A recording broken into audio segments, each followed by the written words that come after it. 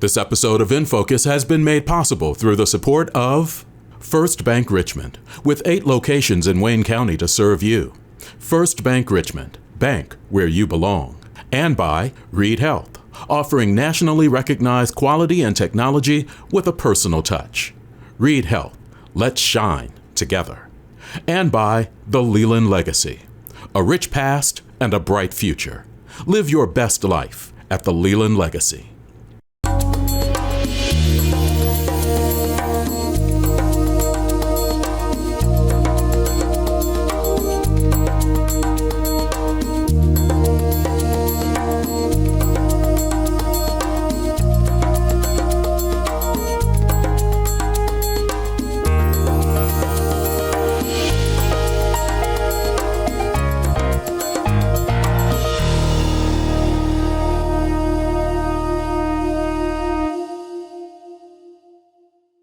Hi, and welcome to this week's In Focus on Whitewater Community Television's WGTV Channel 11. I'm Eric, Executive Director, and glad you're able to join us for this conversation, which will hopefully help get you into the season just a little bit. There are a lot of things that will be going on. Some things have already happened during this holiday season, and more will continue to take place. I'm sitting with Major Bill Welch, Salvation Army, Richmond, Wayne County. Do you all cover areas outside of Wayne County?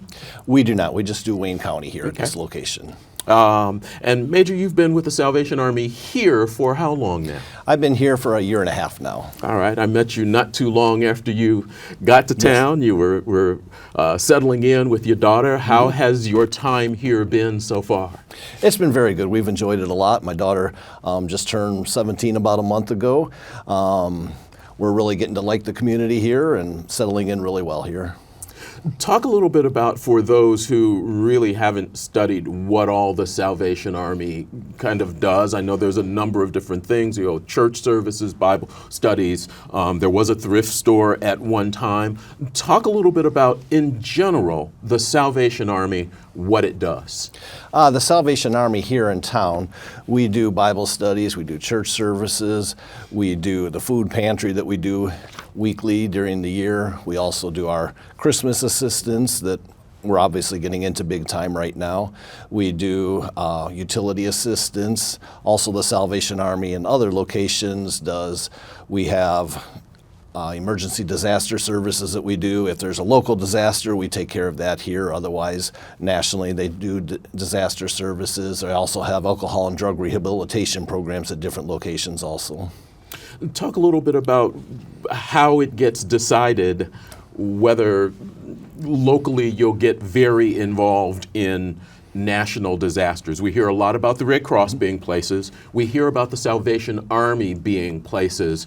But we were talking before we went on the air that is more of a local type thing. If someone comes to your office, wants to provide assistance for, let's say, the folks in North Carolina or Florida who've just been pounded over the last couple of months, they can do that, but that's not a major project for you. Right. Yes, the funds that we collect locally all stay locally. If somebody does bring in something and says that they want it to go for one of the disaster, one of the hurricanes or whatever, we make sure it gets to them at that location. But the funds that come in, they all do stay here locally. They sometimes use volunteers from different locations to go help at disasters in other areas. I've done Hurricane Katrina when that was going on. I went there and helped, and they help at other locations also. So some volunteers from the Salvation Army will go help with them. But as far as the funding, everything stays locally that is collected outside of if somebody says specifically we want it to go for a certain disaster, then we make sure it goes there. Talk for us about in particular, some of the projects that you do and some of the things that are done here. Your church services, your Bible studies. When are those held? And when people think religion, they tend to think denominations. Talk a little bit about how that works in the Salvation Army. The Salvation Army is a break-off from the Methodist Church. It started back in 1865 in England. So we're along the same lines as that, denominational-wise. We have church services right now. We just do Bible study here at this location. We do not currently have church services. We're looking at probably starting them up again in January here at this location. But after it had closed here, we had not got church services started back up again. We're doing Bible study currently on Tuesday evenings at 5 o'clock, and people are welcome to come out for that. We just finished studying spiritual gifts, and so we're looking at different things along that line. Otherwise, that's the main church aspects that we have. Your food pantry happens when and how do you coordinate, or do you coordinate with other organizations and entities that are also doing food pantry type things to cover the needs in our community? Our food pantry is Thursdays from 9 a.m. to 12 p.m. People that come in, they have to bring with their ID and proof of address. That's all we require locally.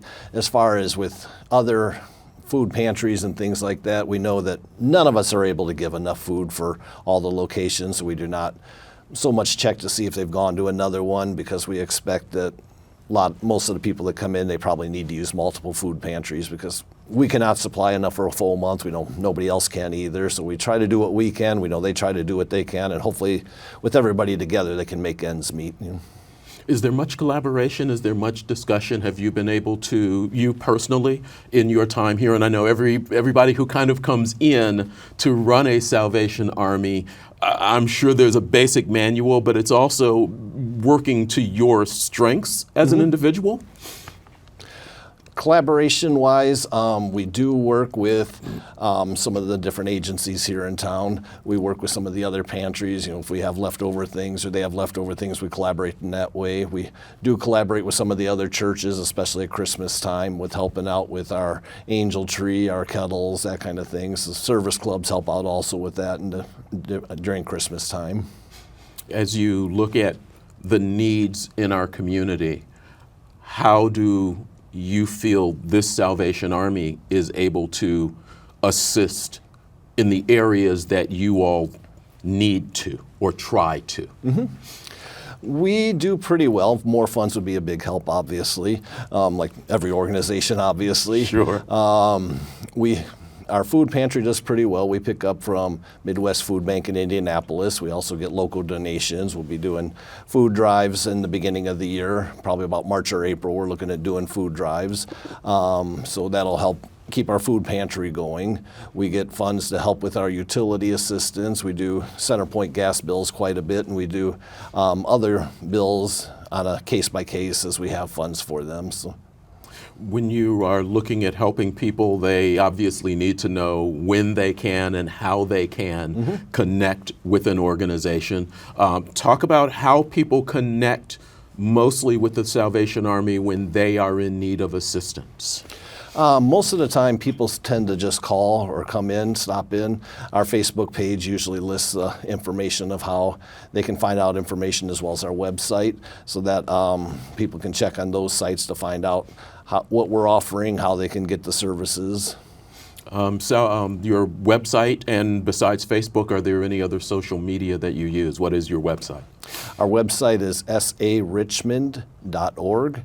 That and Facebook are the only two that we currently use here. What's the staffing like for a Salvation Army? Again, this size, considering what Salvation Armies and other organizations like yours have gone through over the last 4 or 5 years, and you've been with the Salvation Army, not just here, but you've been with the Salvation Army how long?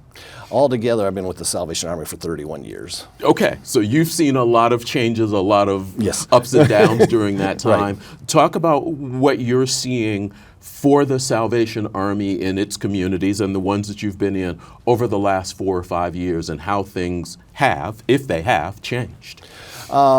Especially since the pandemic, things have, we haven't had as many donations. We've had to cut staffing here and there in different locations. Here in Richmond, I'm the only staff person that we have currently. I'm hoping to. Oh, wow. Yes. I didn't realize that. Yes. Okay. Yeah, I run the whole show. I do it all. I have several volunteers that help, so I would not be able to do it without them. But as far as paid staff, I'm the only one that gets paid during Christmas. I do hire one person who helps out to keep the office going while I'm out doing kettles and that kind of stuff. So I'm hoping we have enough money that I can hire somebody part-time in the new year, but we'll have to wait until after Christmas to see on that. But so here we have a really small office staff. Obviously, it's just me, different locations. That's not always true. We have larger staff. Most places tend to have like 2 or 3 staff, and that's about it, really. We run a pretty small staff usually at most locations. What do you need from the community in terms of, one, your administrative end? I know everybody you've obviously said you try to keep your administrative costs low with you being the only paid employee right now. But what does and how do you gather funds? I know for a long time there used to be, around this time, the Salvation Army Christmas party, which was gone before you came in, right. Which was in collaboration with WKBV. It was something that was done for 45 or 50 years, I think, before it stopped. Talk about fundraising for the Salvation Army. What does that actually look like?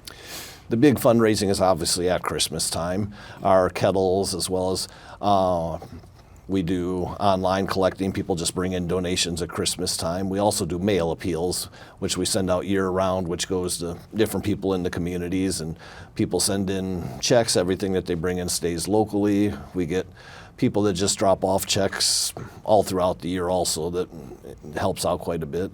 Okay. You've got your Red Kettle Drive that we are recording this the week before Thanksgiving on Monday the 18th. Actually, you're saying your Red Kettle Drive actually starts today.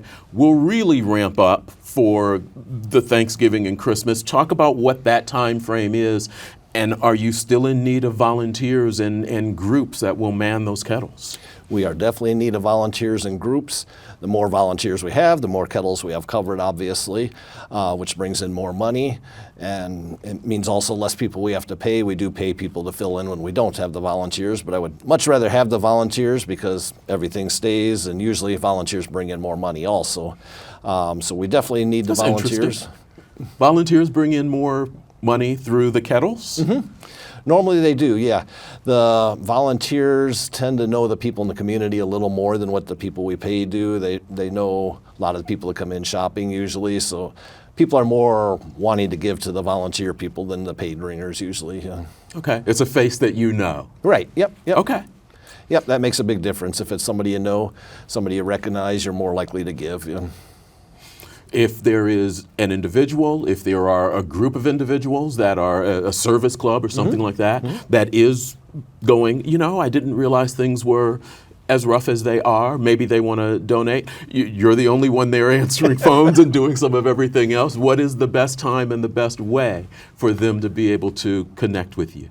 For volunteering to ring bells, you can do that online. It's registertoring.com. That's registertoring.com, and that'll just take you to a page with, you type in your zip code, you give some information, it'll pull up all the locations we have here locally, and you can sign up that way. That's one of the easiest ways. Otherwise, you can come in the office. We try to have it open normally during Christmas time, Monday through Friday from 9 to 12, 1 to 4. You can call and leave a message, and we'll definitely get back to you also. Okay. This time of year, besides your kettles, there are at least a couple of other ways that you try to help the community out. Talk a little bit about, I think it's your angel tree. Yes. Yeah, our angel tree is a big program that we do also. We just finished taking names this past week. We'll be helping approximately 285 children. That number could go up slightly if there's individuals that for some reason have unexpected things that come up. We tend to help them also. So, but right now we have 285 children. We put the angels out at Walmart, as well as they can stop by the Salvation Army and pick them up. Basically what it is, it puts down the clothing sizes of the children, toy interests of the children. It gives children toys and clothing, so it takes one worry off of the parents. So maybe they can pay a utility bill that otherwise they would be worrying about. I've got to buy Christmas presents for my children, so how am I going to do that? Plus pay my utility bills. So it just takes one worry off their plate, basically. Talk a little bit about, if you would, what the criteria are. There may be people who go, you know, that sounds like maybe something I can do, but they're not sure whether they qualify. Talk a little bit about what some of the basic criteria are that you all are looking for that would qualify someone to be or have their kids put on your angel tree. And you're saying this is specifically kids. This is not about providing meals and things for families. Right. Yes, it is for the children. We do children 13 and under. So basically, the only criteria is that they're basically in need of help. We do not check specific guidelines as far as income guidelines or anything. If they come in, we figure that they are in need of help. We have done the majority of our signups for this year already, but we do case by case. If somebody goes into the hospital unexpectedly, if they lose their job unexpectedly, that kind of thing, then we definitely will help them out also. When is that sign-up period start for you all, and how do people hear about it? Our sign-up period is normally in October. It was the first week of November this year, so the end of October, first week of November area. Our Facebook page, we also post it on our marquee outside. We send it out to different locations to let them know about it. So it was on 211 this year. I know they had it advertised on there also. You're watching In Focus on Whitewater Community Television's WGTV Channel 11, whether you are watching us on YouTube, watching us on Facebook, watching on WGTV, or maybe it's a Sunday morning and you're just listening to the audio on G1013 or their sister station, 1490 AM, 100.9 FM, ESPN Radio, WKBV. We appreciate you spending some time with In Focus. We're having a conversation with Major Bill Welch from the Salvation Army of Richmond. Appreciate the time that you are spending with us. As you have engaged with the community, talk about where you feel more help is needed for the Salvation Army or other organizations, and what you're looking for in terms of your volunteer pool. Are you looking for people who do specific things? Are you looking for people that can handle your building maintenance? You all obviously have a building that you all have to take care of. What are some of the needs for volunteers that the Salvation Army locally has? Locally, the big thing for volunteers right now, obviously, is our Christmas kettles, but we also do need volunteers to help with sorting the toys that come in as we get them. We go out to Walmart and pick up the toys as they come in, and people also bring them into the Salvation Army. We sort through each one to make sure that they're age appropriate, as well as the proper sex, that kind of things for the child. So we make sure that they're getting gifts that are appropriate for them. So we need people to help with sorting with that. We also need people to help with putting the food away when we get it for the food pantry, the distribution of food, the cleaning up of the buildings, some basic, that kind of things. Yeah. How much time do you normally ask, or do you ask your volunteers to provide on a weekly or monthly basis? We do not have a set requirement. If they can give an hour, that's fine. If they can do more, that's fine. For bell ringing, we usually have 2-hour shifts, but if they can only do an hour, we can definitely accommodate that also. Okay. As you look at where you're going in the first of the year, and you mentioned maybe we're going to do a food drive at the first of the year, talk about the rest of the year for you in terms of how you gather, how you prepare, and plans that you may have to expand, if possible, with enough volunteers, some of the services that you all provide locally. We are definitely looking at hopefully doing our food pantry up a little bit bigger. That's one of the big things we're looking at. That's why we're looking at food drives to get more food in so that we can do the food pantry a little bit better. We're looking at probably starting up church services in the beginning of January, February area, somewhere right in that time frame. That would be Sundays at probably 10:30 in the morning. We are looking at making our utility assistance program better than what it is. We do really well with Center Point, but the other ones we're hoping to get more funds so that we can do more with those also. For the utility assistance, we do require that they go through the trustee's office first and show us that they have done that, and then we can help them after that. For utility assistance? Yes, that's only for utilities, yeah. Okay. Is there anything else that you need or want the community to know, think about, whether it's supporting you, whether it's helping other people this time of year? What's the basic message from the Salvation Army right now?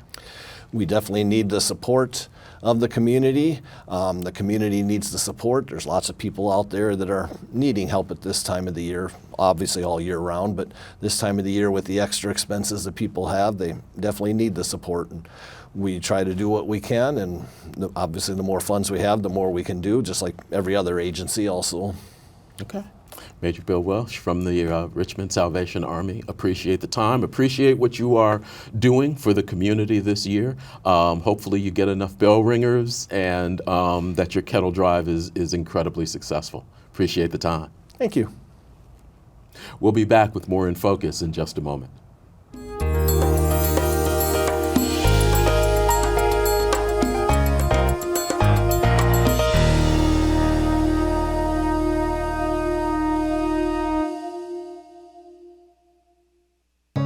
Let's shine by seeing the best in all of us and by looking out for everyone's well-being.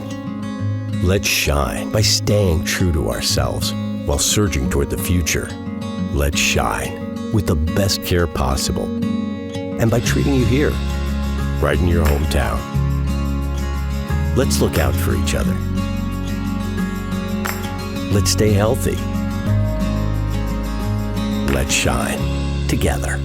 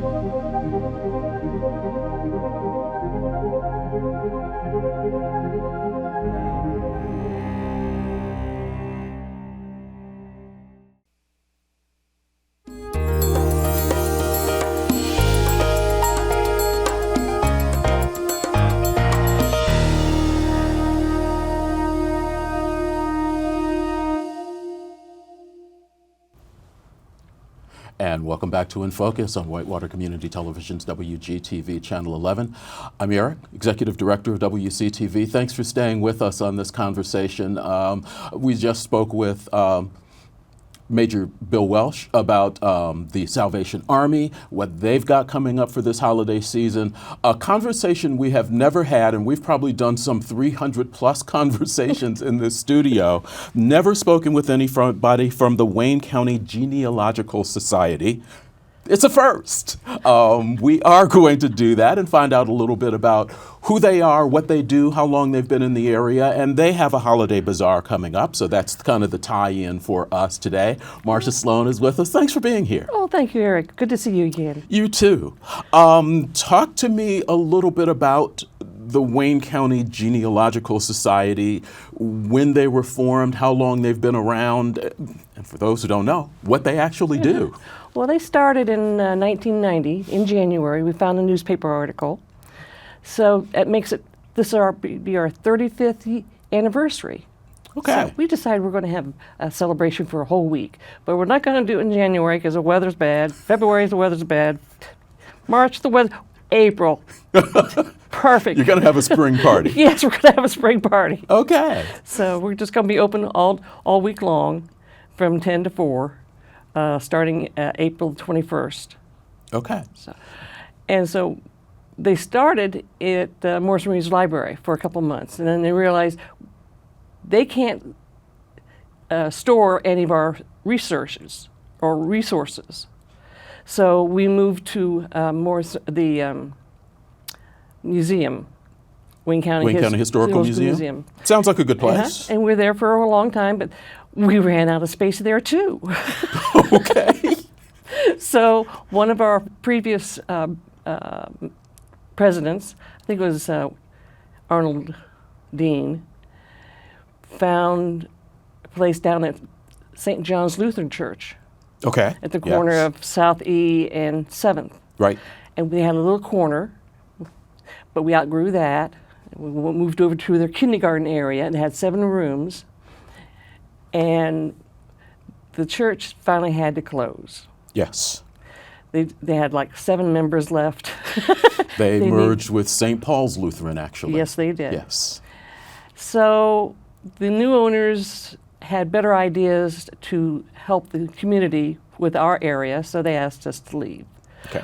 But after we found out that the ceiling and the walls and the floors were all asbestos, we decided to, yes, we will leave.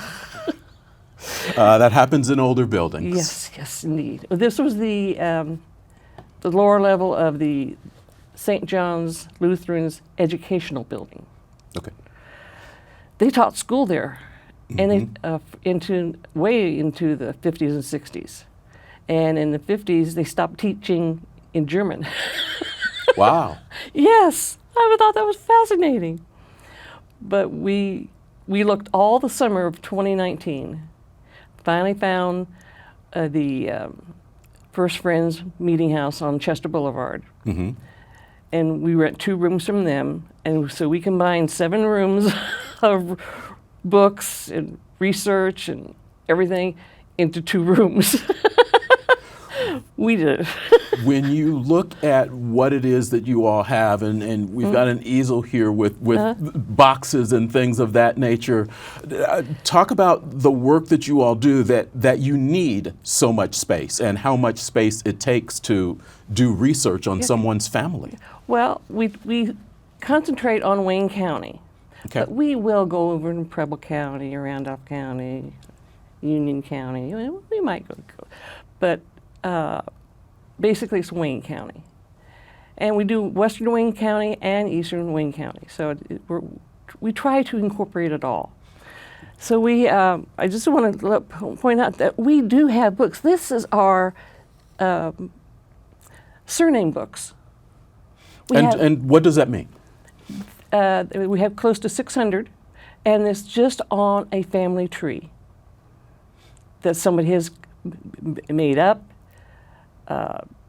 published it. There are published books. You can see that there are some published books down here. That's a published book. But anything that's in a binder, somebody has made it up with their family tree and donated it to us. Okay. So this is not all research that you all have done. Maybe you all are holding on to this research for purposes. Yes. But you all didn't do it all. No. But you do research. Oh, yes. And we have these, it doesn't show very well. It's the George Haviland's cards. They're 3x5 cards. Okay. And there is 440,000 3x5 cards. Computerized. No. Handwritten, some are typed. There's no sources on it. But if they're in that file, they were in Wayne County. That's a starting point. We have verified that they are in Wayne County. Now we go and take a look, see if we have a surname, or this is what we call our drop file. If we get one piece of paper that's got great information on, but it's too small to put into a book, we put it in the drop file. Okay. So So how long does it take to, on average, research a family tree? And how does it start? Does somebody come to you and go, I'm looking for where my family started or how we got here, or what's the opening questions that even start this conversation? Well, one good thing, a gentleman donated some old bottles of Wayne County from the Coca-Cola Company. It has Richmond, Indiana on the bottom. Fascinating. Also a lap board. It's about this wide. And all he knows is it's from the James family, and it came to Richmond in 1808. Okay. That's your starting point? That's our starting point. Now we're going to figure out what James. There's a John James who bought property in Wayne County in 1818. He could have come over with his in-laws and stayed with them until he had enough money to buy his own land in 1818. So we're trying to find out, and his name was John James. So I think I got a little piece of information. Now I'm going to run with it and see who I can find out who John James married. And then did his in-law buy land in 1808? And where are you going to do all of this research? Where are you finding this? And when you or whoever the team is that does this, how are you all piecing this together? Well, we have a lot of research books, and one of them, which was fascinating, is all the purchases in Wayne County, and this book was published by the Columbus Historical Society in Columbus, Ohio. We have a copy. But then one of our honorable dean, he was a delightful man, he pulled out just Wayne County out of this book. So we have first entries of Wayne County. We go to that book. He has it all in the 1805s, 1810s, 1815, 1820. It goes to 1838. So we start there. Okay. See if we can match up a name.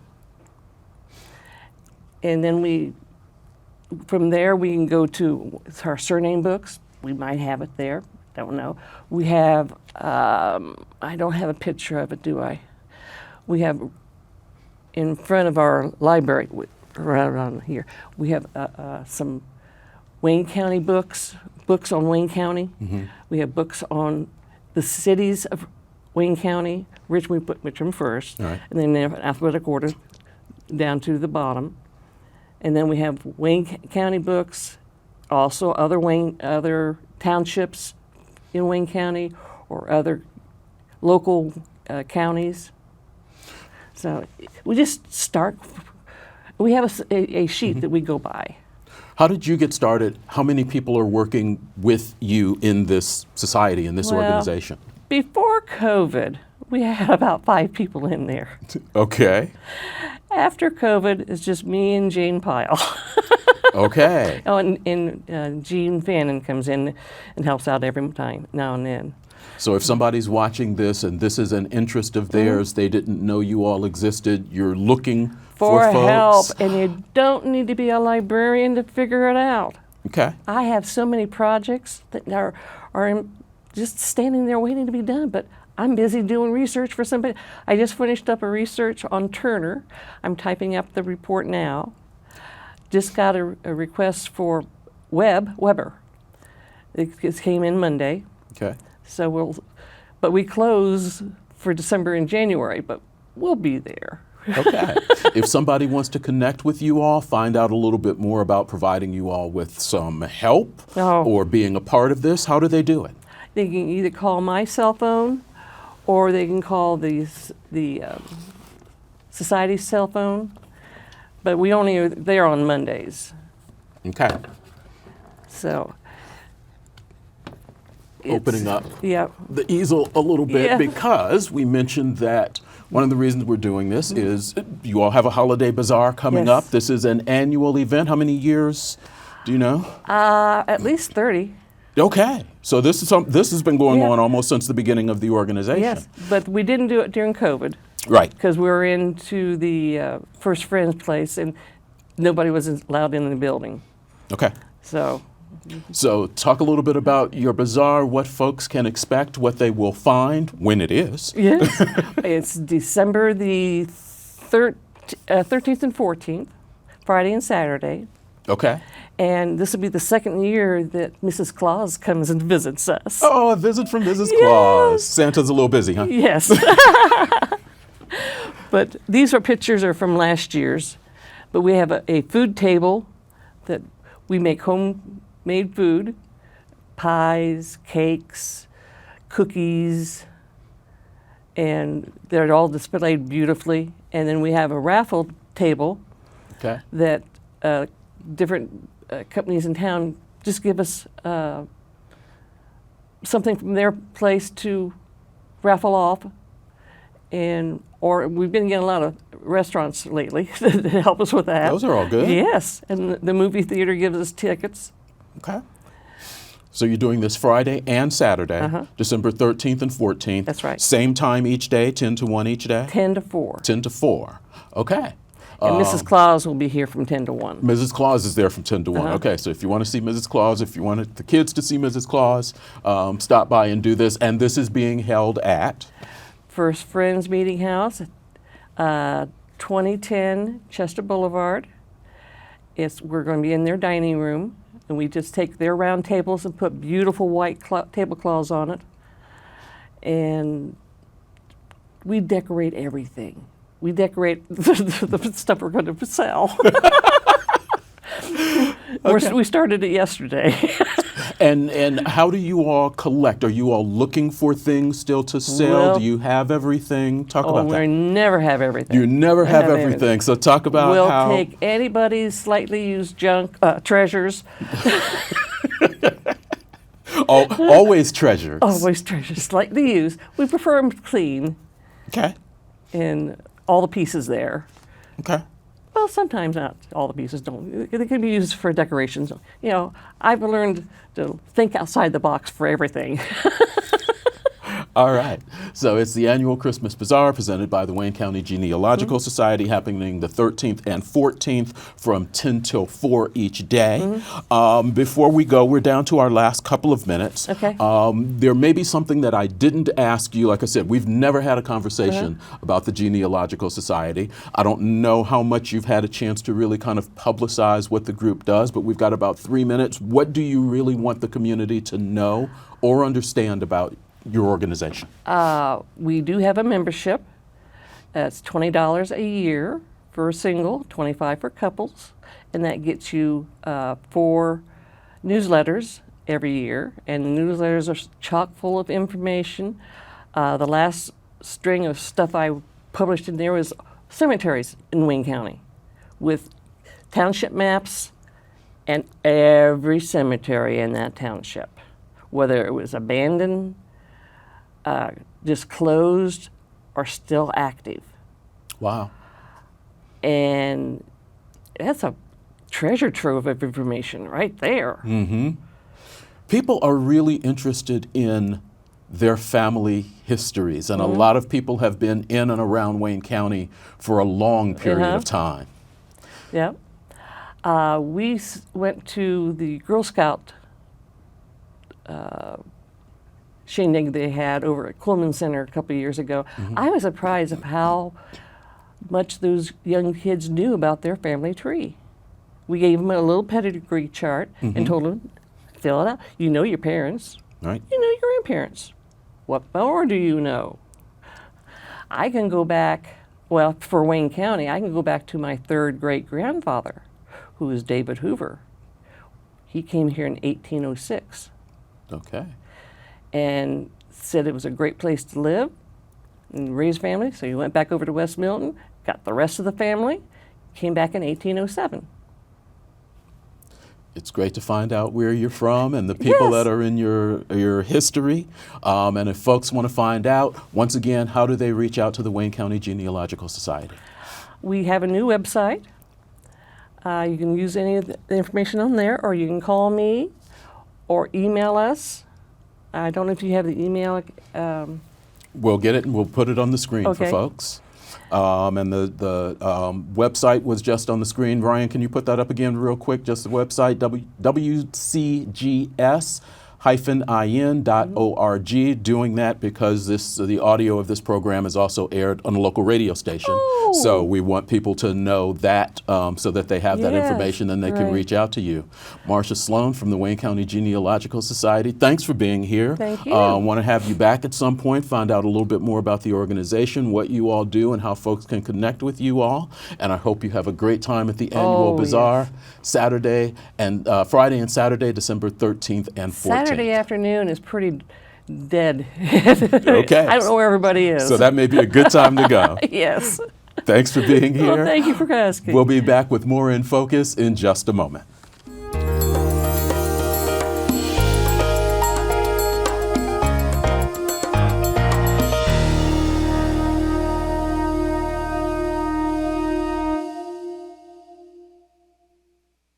After a chaotic day, the kitchen is my place of solitude. Hands carefully prepare, my mind at ease. First Bank Richmond provides the same peace of mind. Filled plates around the table. Shared laughter. Taking care of my family and confident in my financial future. First Bank Richmond. This is where I belong. At Richmond Power and Light, we're dedicated to serving our community and restoring power during storms, no matter the time or day. We understand that losing power is inconvenient and frustrating, which is why we offer the quickest and easiest way to report an outage through SmartHub or by calling. Stay informed about the latest outage updates by following us on Facebook. Trust Richmond Power and Light to provide you with reliable and efficient service.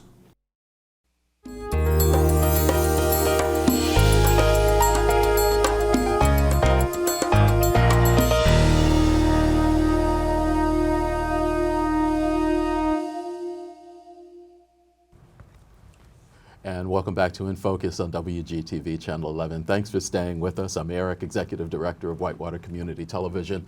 Happy to have back in studio, it's been a while, but happy to have her back in studio, Dr. Lucinda Wright, Townsend Community Center. Thanks for being here again. No problem. Thank you for having me here. Always glad to have you Yeah. here. There's such good work going on over at Townsend Community Center. Every time I see you or a member of your board, it seems like something has expanded, something is being done different for the youth in the community. Yes. Last time we talked, you were mentioning that you all are trying to start a media event there. How is that coming along? It is slowly but surely. Everything takes time, and there's a process to everything. Yep. And we'd like to get some of the intermediate school and high school kids. Mm-hmm. We've got a couple of students that have said they're interested. We're just excited about everything that's going on, and especially that program, because a lot of children,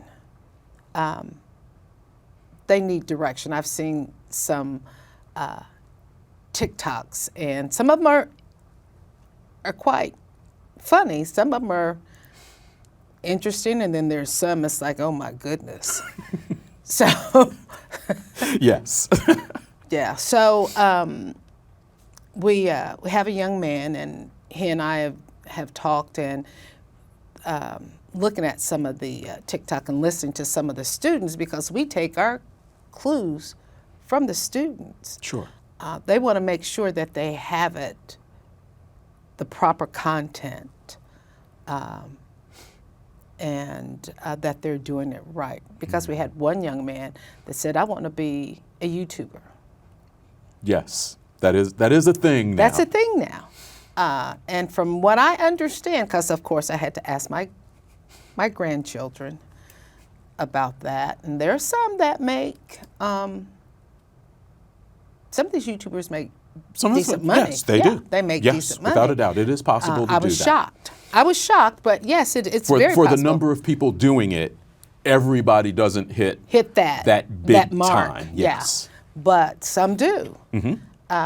So, and it could possibly lead to exposure to other positive things for someone, for a child who really doesn't know what they want to do, because people do make their hobbies a lot of times into their careers and their businesses. So we'll see. If you enjoy what you're doing, they say you It's never not really work. work. That's it. Yes. That's it. Yeah. So. So talk about the building. You have been remodeling and working on the building on, it's not 12, talk to me, 10th. 10th, 300 North 10th Street. Yep.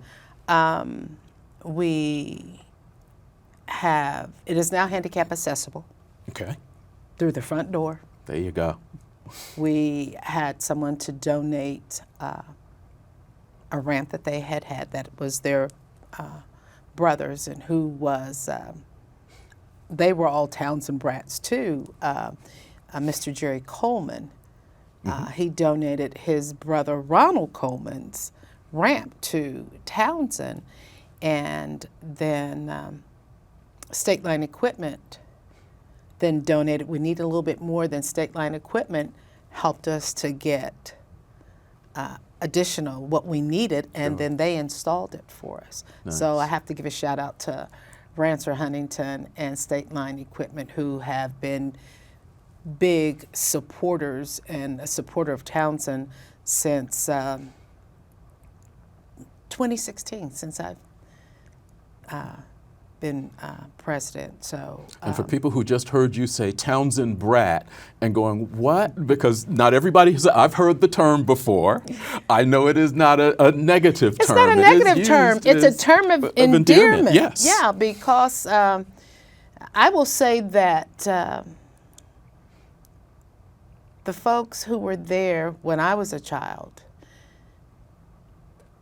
they were stern, they disciplined us, but they also spoiled us. They, Martell Winburn, Al Taylor, who I thought was mean, but he really was, as a kid, he was stern and he directed us. Stan Cummings, Russ Garrison, Wanda Simpson, and all of those ladies and gentlemen who were there.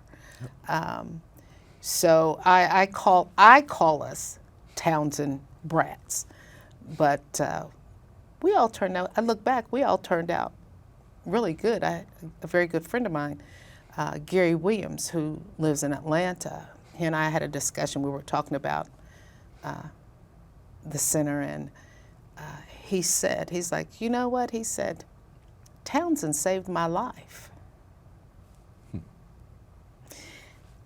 And I'd like to think that we're still doing that today, offering various programming and information and resources and things for the youth of today to do. We take our cue as far as the unique programming and services that we offer. We take our cue from our clients, our constituents. Nice. And we listen. This is a time of year. Townsend is active year-round. Year-round. Not going to say anything different. Year-round. Holiday season, like a lot of organizations, try to ramp up and do even more to help the community. I know there's a couple of things that you all have coming up we want to make sure that the community is aware of. First is your angel tree. We talked a little earlier with the Salvation Army. They've got one, but you all also have one at First Financial. Talk about that. First Financial Bank, which is at 3433 East Main, between Rocket Car Wash and Jimmy John's.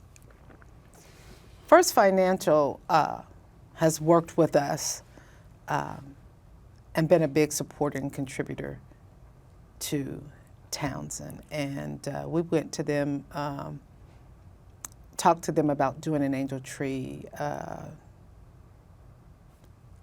believe it was right after COVID, and it might have been before COVID.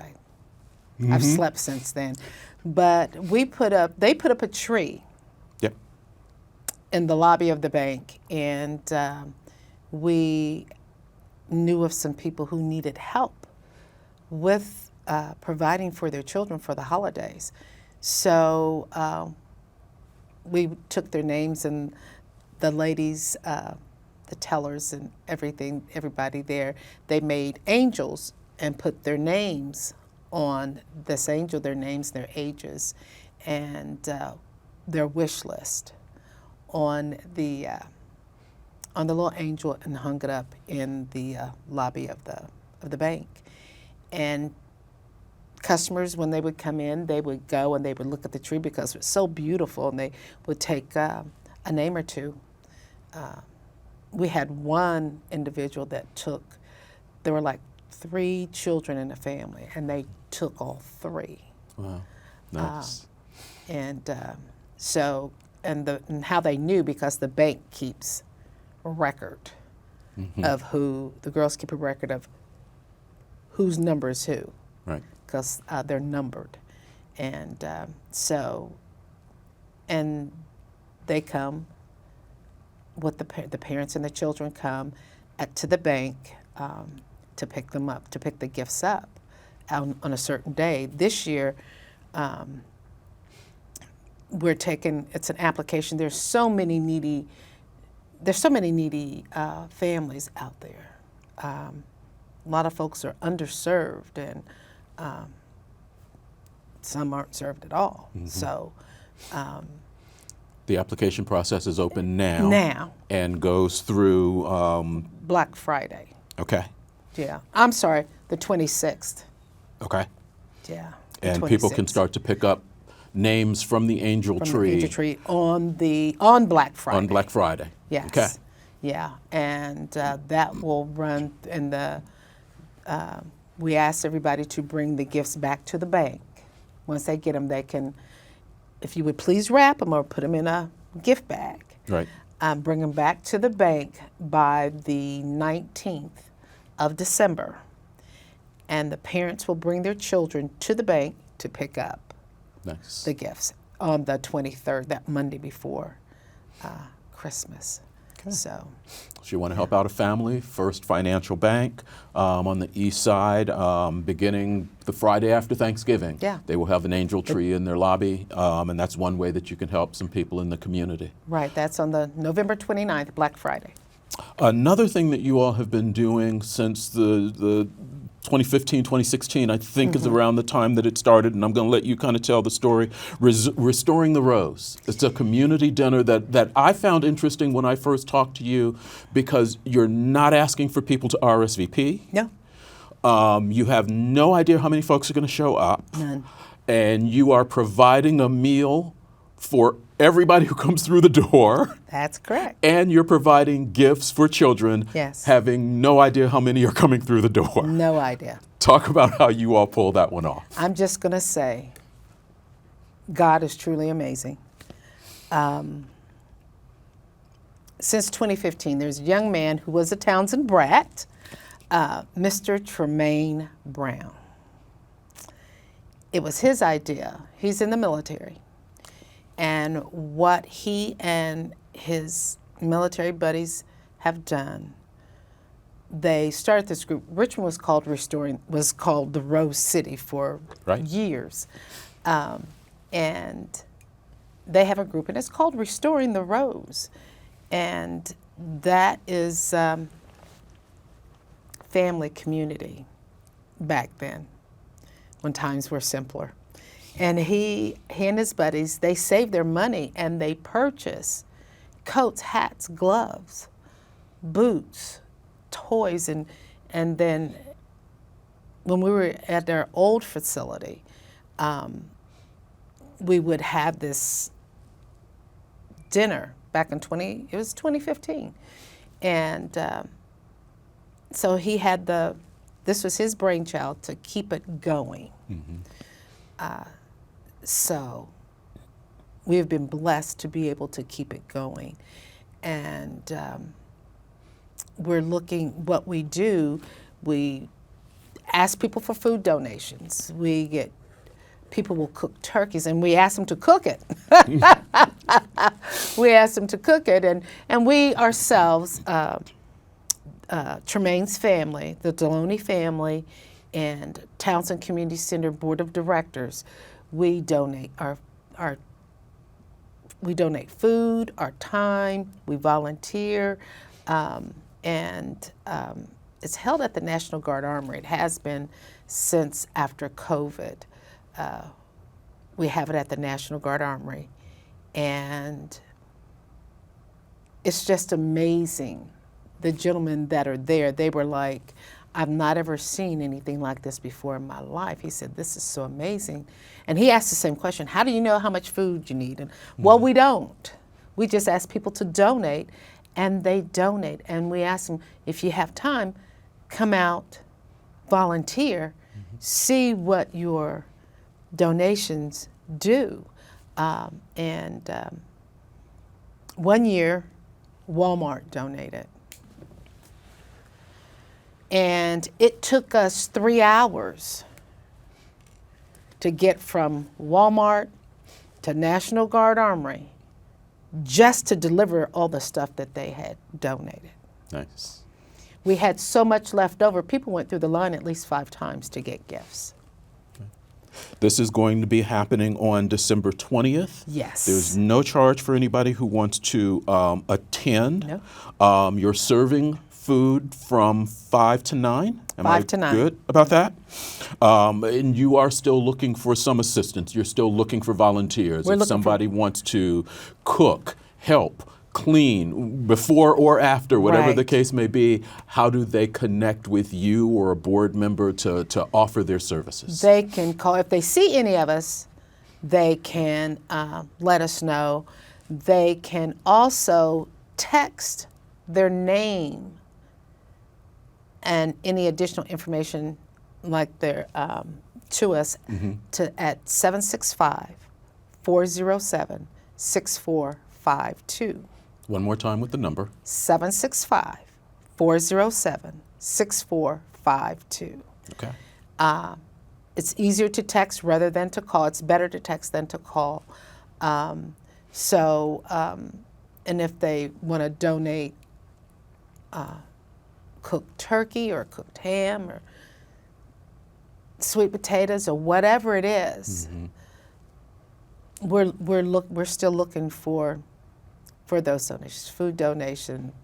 If you want to buy some toys, donations. If you want to purchase some coats or hats and gloves or boots or something, we're looking for all donations. Okay. So it is a great time to be able to help people in our community be part of a community meal. There's 2 ways to do it. First Financial is having their angel tree. There's a sign up going on, and this is not going to air until Thanksgiving weekend. So we Right. will just say by the time you wake up tomorrow morning, Friday morning for Black Friday, there will be an angel tree up in First Financial Bank on the east side. You have until December 19th to pick a name, fulfill those wishes, and bring that back to the bank. Right. And then a true community meal, a true Yes. community gathering. Restoring the Rose Community Dinner, December 20th, National Guard Armory. No charge if you are looking for a meal. If you are wanting to help or volunteer, you can easily do that. I think Mr. Brown has created an incredible event. Thank you to Townsend Community Center for continuing that.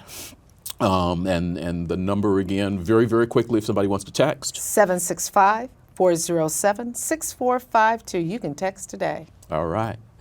Thank you very much for watching this week's In Focus on Whitewater Community Television's WGTV Channel 11. I hope you have found something that will help inspire you during this holiday season. Have a good one. As always, I wish you well.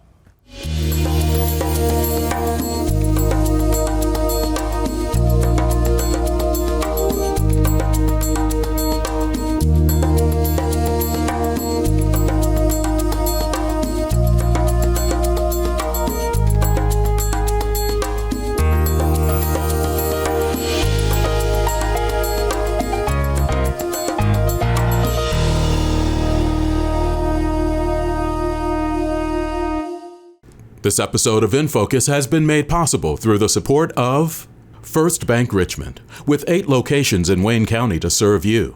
First Bank Richmond, bank where you belong. And by Reed Health, offering nationally recognized quality and technology with a personal touch. Reed Health, let's shine together. And by The Leland Legacy, a rich past and a bright future. Live your best life at The Leland Legacy.